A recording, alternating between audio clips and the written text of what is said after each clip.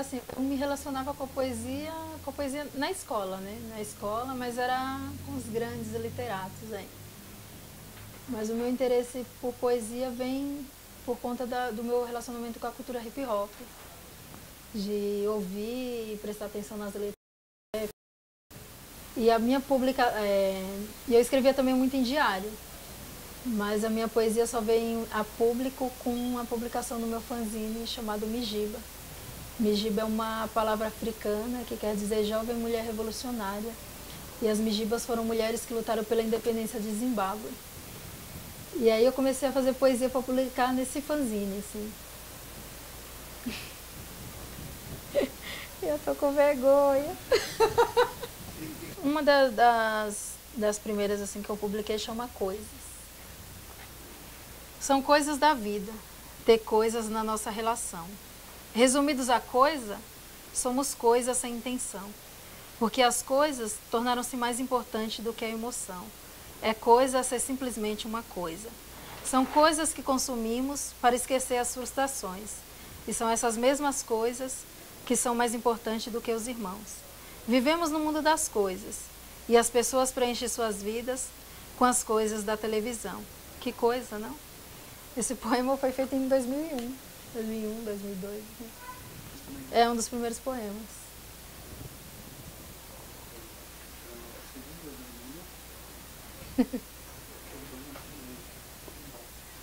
Nossa, que pergunta complexa. Então, eu me identifico muito com as mulheres, com a escrita feminina. Gosto muito, leio muito, bastante homens, mas a escrita feminina, ela tem umas particularidades assim. Não chega a ser nenhuma sensibilidade diferente, porque tem poetas, escritores homens que conseguem, de certa forma, traduzir também um sentimento feminino, mas eu não sei explicar, assim. Quando eu leio uma poesia de uma mulher negra, por exemplo, eu me sinto aquele poema, eu me sinto parte daquele poema, como se eu mesmo tivesse escrito. E quando é um homem, talvez para mim seja apenas um retrato. A diferença, tipo, eu me sensibilizo, vejo, mas a poesia feminina, eu acho que eu, de certa forma, sinto como se eu mesma tivesse escrito.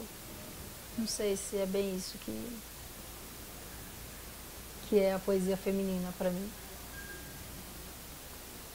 Tem um poema que é bem... esse não tem como dizer que eu não fiz pensando nas mulheres e para as mulheres, né? O poema chama Menstruação. O livro, as minhas poesias, no livro Punga, eu tentei fazer etapas, né? Comecei com a menstruação, depois... Aí tem poemas que eu não separei assim em capítulos, mas na minha cabeça formou-se capítulos, né? Começa com menstruação, feto, depois menina negra, depois mulher negra. E assim, é como se fosse, para mim, como se fosse fases, né? Minhas diversas fases, assim. E tem esse poema que eu escrevi, chama Menstruação, que é a primeira vez que eu as mulheres, principalmente as mulheres de militância política e feminista, se identificam bastante. Acho um poema bem feminista. Quando eu fiz, eu não pensei nisso, eu fiz o poema e pronto, né? E aí a gente fez um lançamento no baile chamado Sintonia, que é feito pelo KLJ. KLJ, o DJ Marcos, o DJ Ajamu. E aí eu inventei de declamar esse poema no baile, né? Tipo, e aí foi o estranhamento ao contrário. Os homens que vinham me parabenizar pelo poema, e enquanto eu declamava, algumas mulheres faziam cara de nojo, assim. E aí eu tentava, né, ficar no poema para conseguir chegar até o final do poema, né? Chama Menstruação. Sangue mais uma vez. Expele do teu corpo o embrião não fecundado. Junte todo o amargor e sangre outra vez. É dolorido, mas sinta com intensidade essa cólica, esse mal-estar. Mas sangre mais uma vez. Sangre nessa hipócrita sociedade. Junte todas as dores expelidas, retire da calcinha esse absorvente encharquecido e jogue fora todos esses sangrados. Mas menstrue e ação. E aí as mulheres, né, de luta política, principalmente as feministas, se identificam bastante, assim, Na época não pensei, mas aí a gente também a gente se envolve nessa luta, né? E aí, vira e mexe, eu tô entre as discussões sobre gênero e as discussões raciais, né? Então, a minha primeira publicação em livro não começou com o Punga. O Punga foi lançado em maio de 2007 e a minha primeira publicação foi em dezembro de 2006 na antologia Cadernos Negros.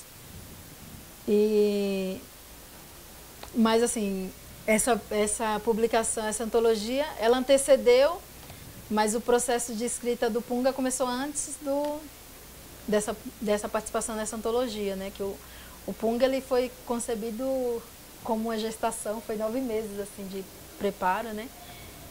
Então aí aconteceu a seleção do Cadernos Negros, eu enviei uns textos, acho que, né, só um dos textos que eu republiquei aqui no Punga, né? Mas os textos eram inéditos. Um deles é minha declaração de amor ao hip hop, que chama Eterno Amor. O outro é o poema Sou Seu HIV, que é um dos primeiros poemas que eu escrevi falando da temática racial, né? Da questão étnico-racial, agora tem o étnico no meio. E aí, para mim, era importante que essa minha primeira publicação fosse no Cadernos Negros, por conta desse histórico, dessa luta que eles vêm travando para fazer uma literatura que eles denominam de literatura afro-brasileira, né? Eles denominam afro-brasileira até mesmo para se agregar em mais possibilidades, né? Porque quando a publicação começou, ela se intitulava como literatura negra, né? E aí a afro-brasileira já tem um leque maior assim, de possibilidades, né? Até mesmo na escrita, mesmo na liberdade da criação literária.